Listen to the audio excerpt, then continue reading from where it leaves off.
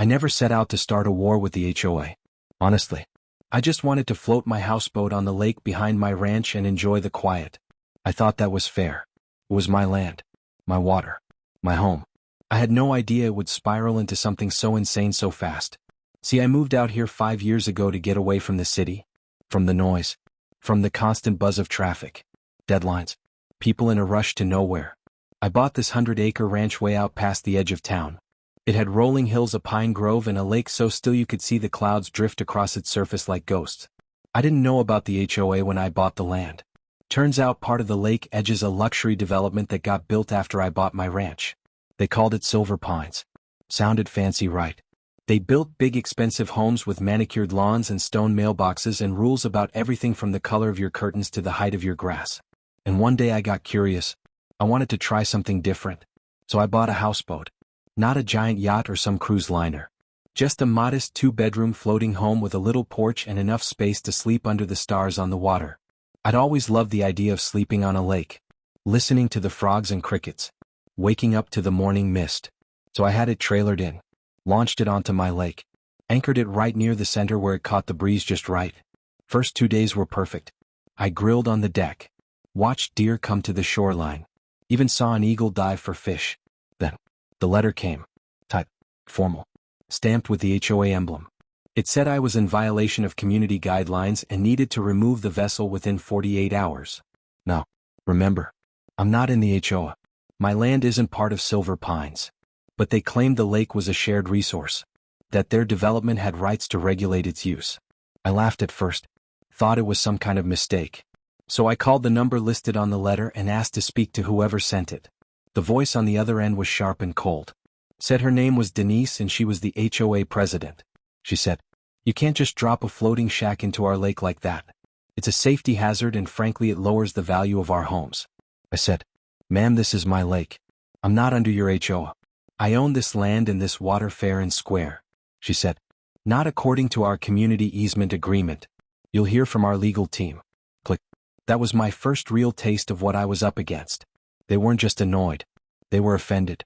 Personally offended that someone like me, a rancher, a guy who wears boots and doesn't manicure his grass, had dared to enjoy the lake in a way they hadn't approved. The next morning, I woke up to flashing red and blue lights. Sheriff's car parked at the far edge of my dock. I climbed out of the houseboat, walked over barefoot, still holding my coffee. Sheriff nodded. Told me he got a call from the HOA claiming I was trespassing with an unlicensed vessel. I laughed, said, "Sheriff, you know this is my property. You helped me move in." He scratched his head, said, "Yeah, I know. But they're making noise and they've got lawyers. You got papers for the houseboat." I handed him the title and bill of sale, showed him the coordinates of the lake within my parcel map. He looked it over, nodded, said, "Well, you're clean. But brace yourself. They ain't gonna let this go." I watched him drive off, sipped my coffee, and stared at the line where my land met theirs. That's when I made a decision. They wanted a war. Fine. But they forgot something. They didn't own the water. They just acted like they did.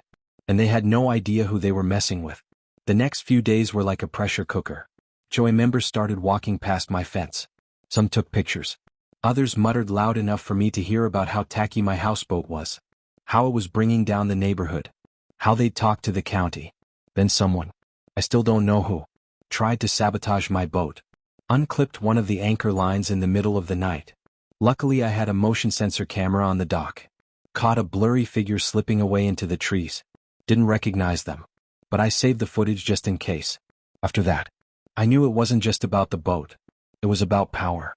Control. They didn't like that they couldn't boss me around. Couldn't fine me or threaten me with their little violation slips. I started digging.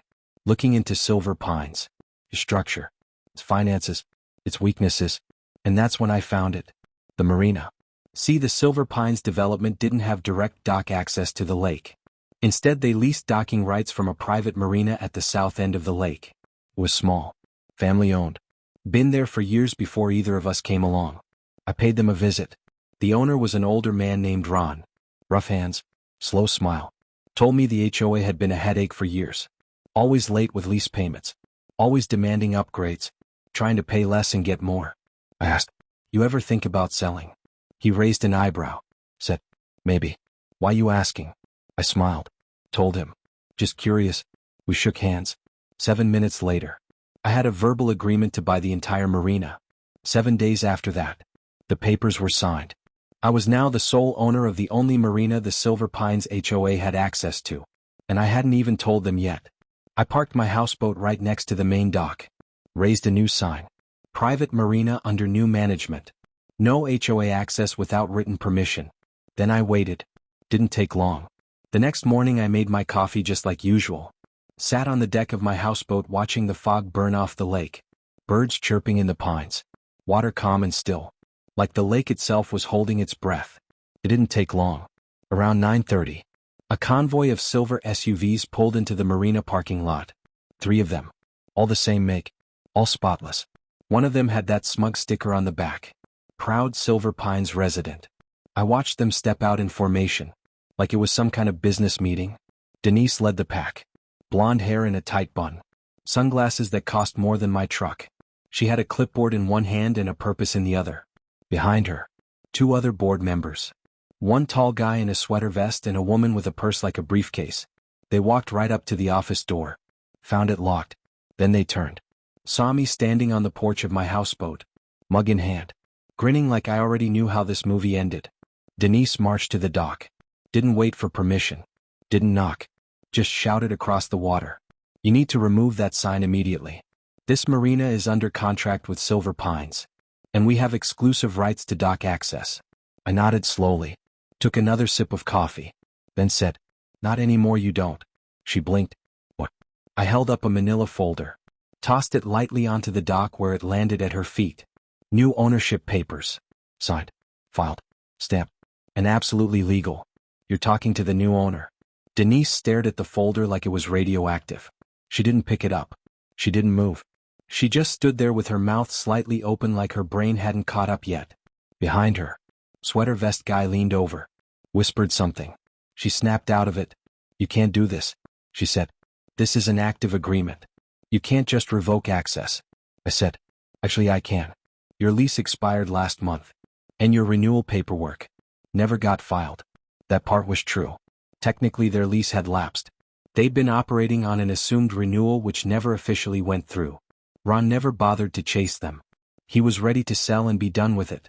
They had no paper trail. No legal ground. Nothing but outrage and entitlement.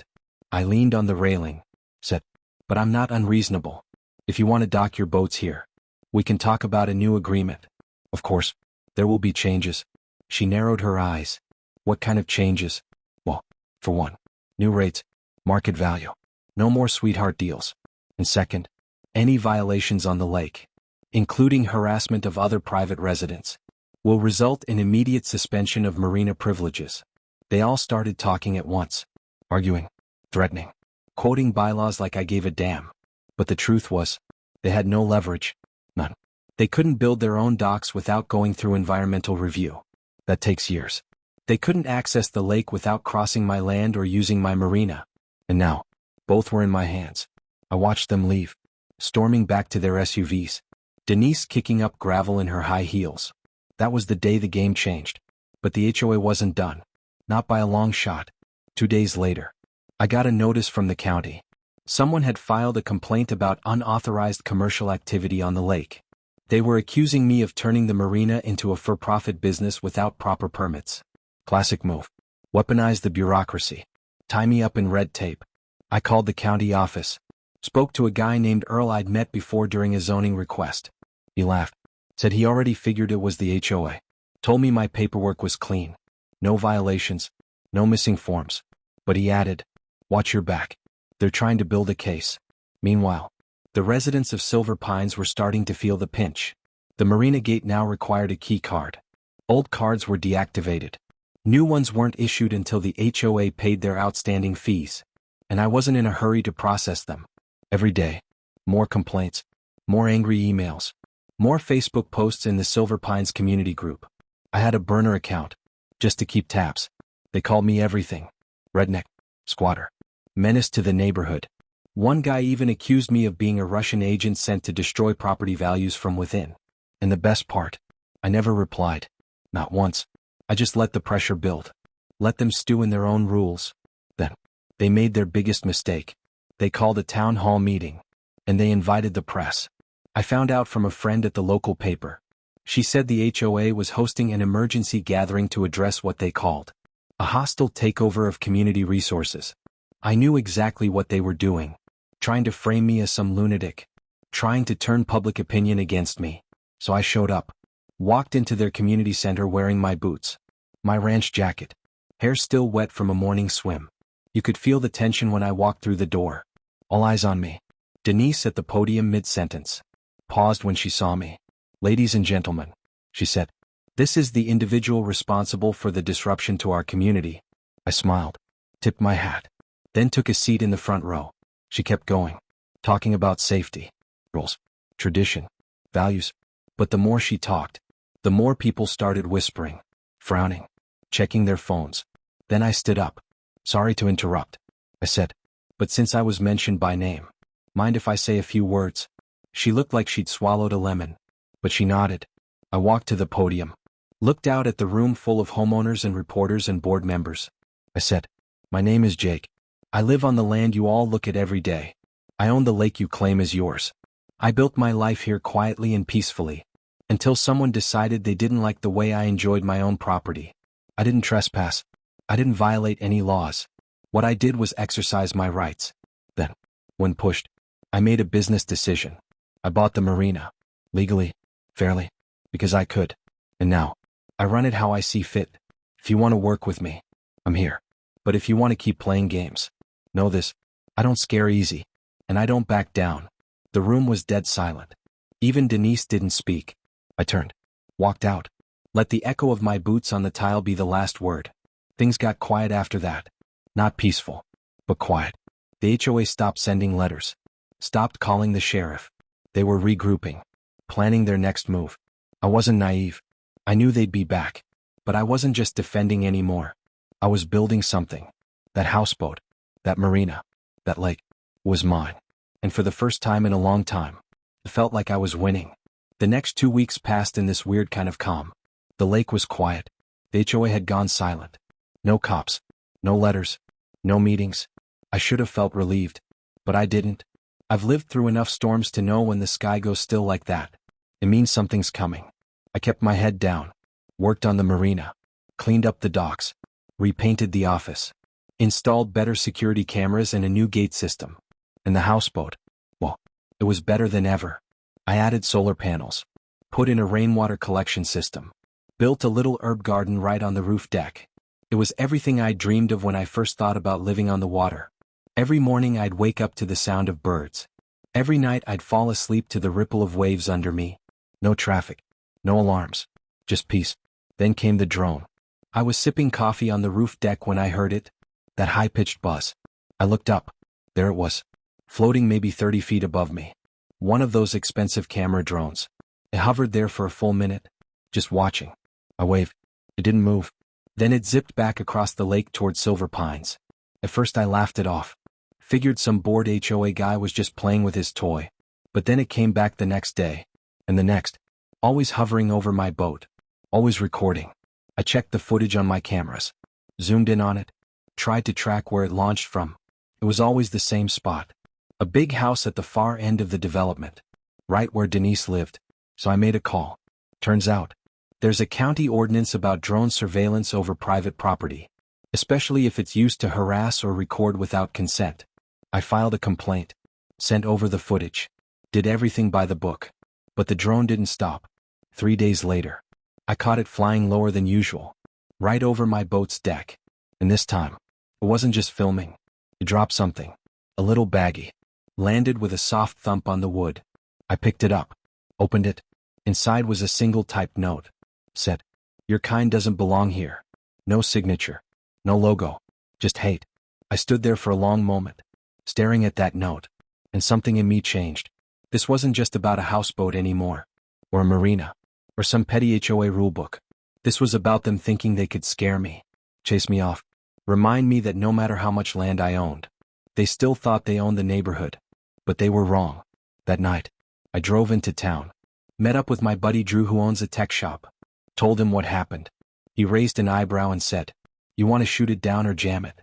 I said, What's the legal way? He grinned. There isn't one. But there's a smart way. Next morning, I had a signal jammer installed in the houseboat.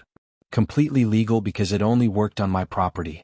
Any drone that flew over would lose signal and drop out of the sky like a brick.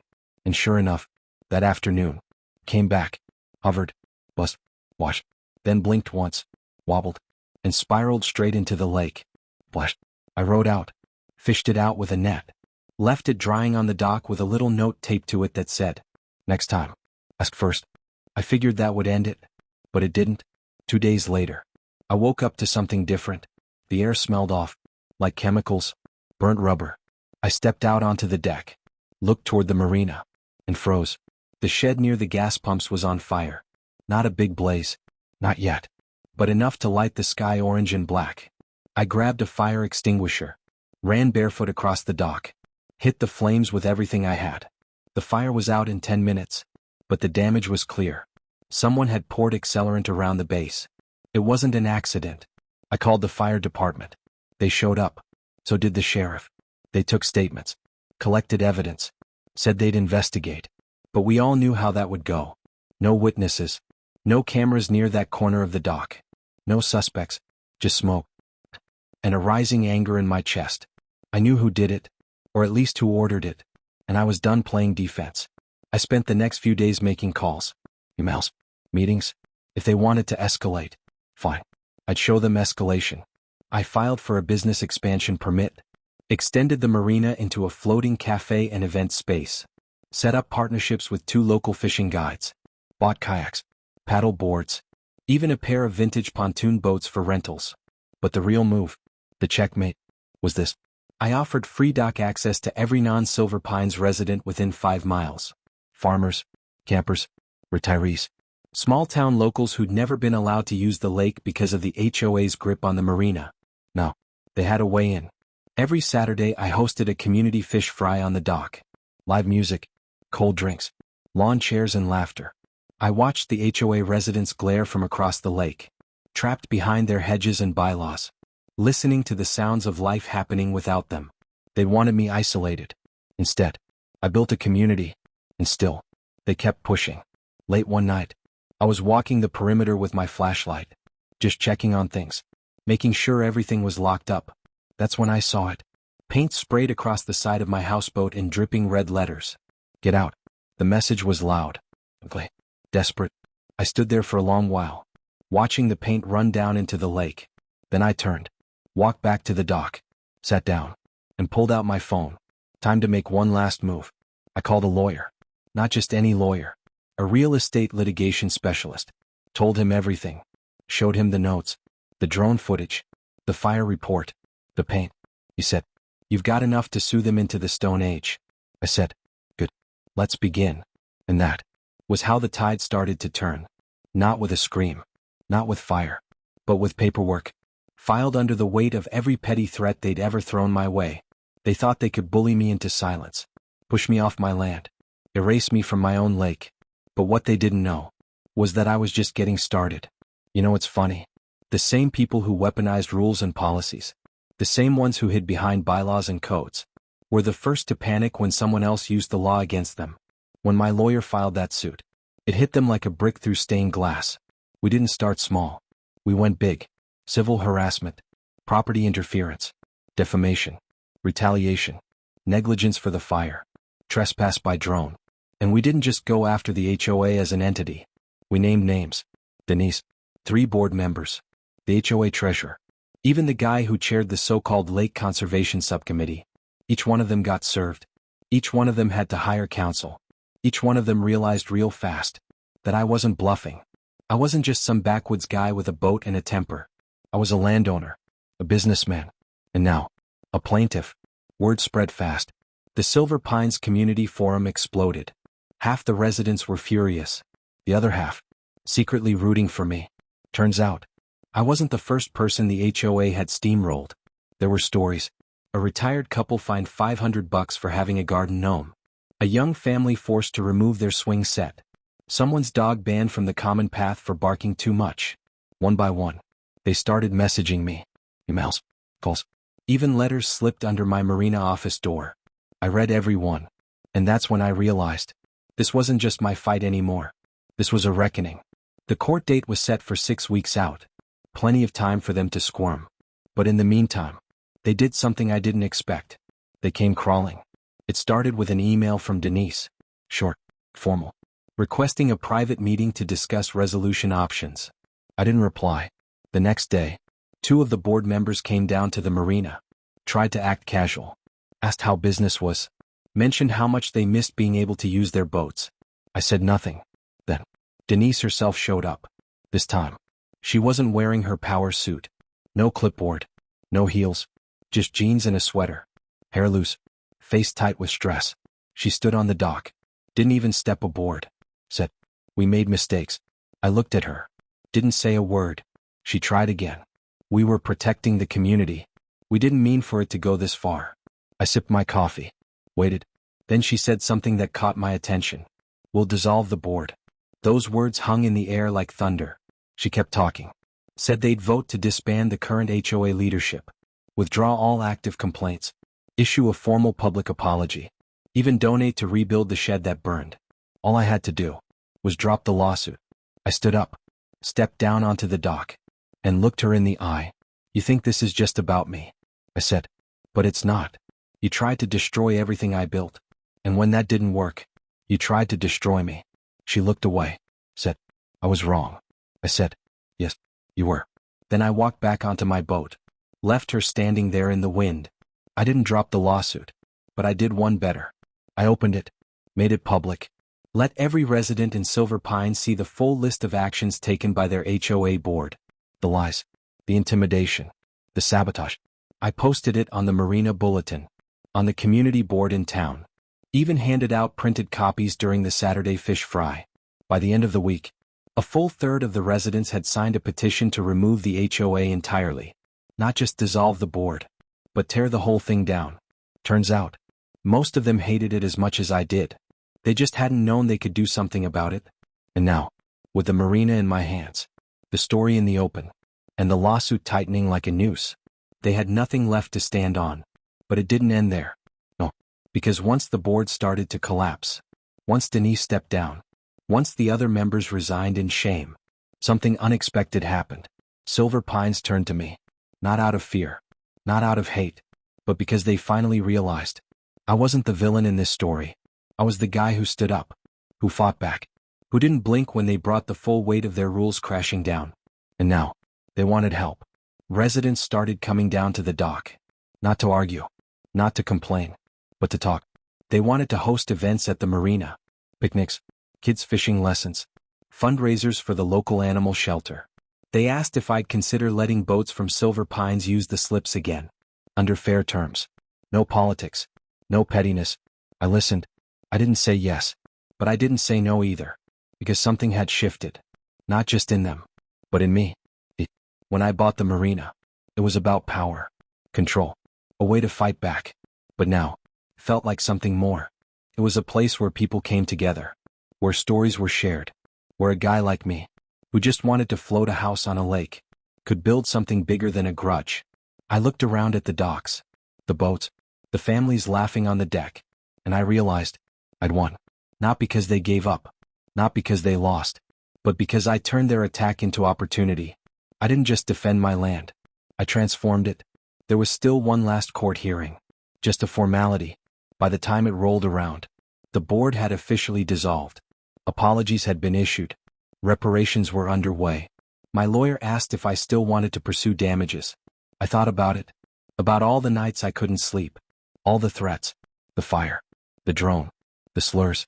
And I said, no. We've done what we came to do. Let them live with the weight of their own choices. That night, I lit a fire on the dock, grilled some catfish, watched the sun drop behind the trees. The lake was still, peaceful, mine. The houseboat swayed gently, lights glowing soft in the windows. People from both sides of the lake waved from their porches. Some things take time to heal, but I had all the time in the world. After the lawsuit ended, after the board dissolved, after the last apology letter was delivered and the final angry whisper faded into silence, you'd think things would slow down, but they didn't. If anything, that's when everything started speeding up. What started as a houseboat A single stubborn act of peace had turned into something more. It had turned into momentum. And once you get that kind of momentum rolling, it's hard to stop it. Started small. One neighbor asking if he could host his daughter's birthday party at the Marina. Said he'd pay. Said it was the first place she'd smiled since the divorce. Of course I said yes. Then an older couple, longtime locals, asked if they could rent a kayak for the weekend. They wanted to celebrate their anniversary on the water where they'd first met. Yes again. A week later, the local school called, asked if they could bring students out for a field trip, teach them about lake ecology, bird migration, freshwater habitats. I built a platform off the north dock just for that. So, every weekend, the marina was alive. Paddle boards, fishermen, kids with nets and buckets, moms with sun hats and sandwiches, laughing, living. It wasn't a business anymore. It was a floating town. I built more docks, added benches, brought in food trucks on Saturdays, hired a local band to play on a little stage I built with driftwood and spare lumber. Even the Silver Pines folks started showing up again. A few at first, just curious, then more. Without the board watching their every move, without the rules breathing down their necks, they finally looked around and realized they'd been missing out on everything happening right across the water. And slowly, one by one, they crossed the bridge. I didn't make it easy. I didn't forget. But I didn't turn them away either. Because it was never about revenge. It was about the water. The freedom of it. The way life flowed better without walls and rules and angry letters. One afternoon, I was fixing a railing near the old pump shed when a car pulled into the lot. It was Ron, the man who used to own the marina before I bought it. He stepped out. Same old flannel shirt. Same quiet smile. He looked around. Took in the kids running on the docks. The laughter echoing off the water. The families grilling fish by the fire pits. He whistled low. Said, "You turned this place into something." I nodded. Said, "Didn't mean to. Just wanted to park my houseboat." He laughed. Said, "Funny how that works." Then he handed me something. An old wooden plaque. Carved and faded. Said, "Freedom Harbor." He said, "I made that years ago. Never got around to hanging it. Thought maybe you'd know what to do with it now." I took it. Ran my fingers over the letters. Freedom Harbor. Yeah, that felt right. I hung it on the front of the marina office that same evening. And just like that, we had a name. So, people from outside the county started hearing about us. Bloggers, travelers, retirees looking for quiet water. Someone made a video. Called it, "The Town the HOA Tried to Kill." It went viral. Next thing I knew, the local paper did a write-up. Then the state magazine. Then some YouTuber with 1 million followers came down and filmed a full tour. The docks filled up. Rental bookings doubled. I had to hire 2 teenagers from town just to help manage the weekend rush. But I never let it get too big. Kept it local. Kept it honest. No billboards. No sponsors. Just people. Water. And a place to breathe. Funny thing. One evening I was sitting on the porch of the houseboat. Same mug in my hand. Same lake around me. And I thought about how it all started. About the first letter. The first knock. The first time Denise said, "You can't do that here." And I laughed. Because now, not only could I do it, but I'd built something around it. Something they couldn't stop. Something they couldn't even understand. And the best part, I didn't need their permission. Then one night, a storm rolled in. Fast. Hard. Winds cracked across the water. Rain came in sheets. I rushed out to the docks. Tied down the cafe tables. Checked the ropes on the rental boats. Secured the boards on the stage. Lightning flashed. Thunder shook the sky. And just when I was about to head back to the houseboat, I saw movement by the gate. It was Denise. So, shivering, holding a bag in one hand and a box in the other. I jogged over. Asked if she was okay. She nodded. Didn't say a word. I led her to the office. Lit a lantern. Made some tea. She sat there, looking small for the first time in her life. Then she opened the box. Inside were old pictures, meeting notes, newspaper clippings, all about Silver Pines, the founding, the mission, the community they tried to build. She said, "I thought we were protecting something, but we were just locking it away." I didn't say anything, just let her talk. She looked at the marina through the rain-streaked window, saw the people gathered inside the cafe for shelter, saw the kids laughing even in the storm. She said, "You built what we were supposed to." Then she slid the bag across the table. Inside was a check. A donation to expand the learning platform for the school kids. No speech. No signature. Just action. And that was the first time I truly forgave her. After the storm passed, we hung wind chimes from the docks. People brought flowers. Kids painted stones to line the pathways. The lake felt different. Still the same water. Still the same mist in the morning. But the weight of it had changed. It didn't carry tension anymore. It carried stories. And mine was just one of many now. The lake was calm that morning. Too calm. Like it knew this chapter was ending. Mist hung low over the surface. Like a blanket pulled just tight enough to hide what was underneath. I stood on the dock barefoot. Mug in my hand. Steam rising slow. And I thought about the first time I saw this place. Before the houseboat. Before the marina. Before the fights and the fire and the lawsuits and the silence that came after. Just land. Trees. Still water. And a feeling that maybe, if I stayed long enough, something here would finally feel like home. No. I didn't have to wonder anymore. This was home. And not just for me. That weekend, we held the first official Freedom Harbor Festival. No admission. No wristbands.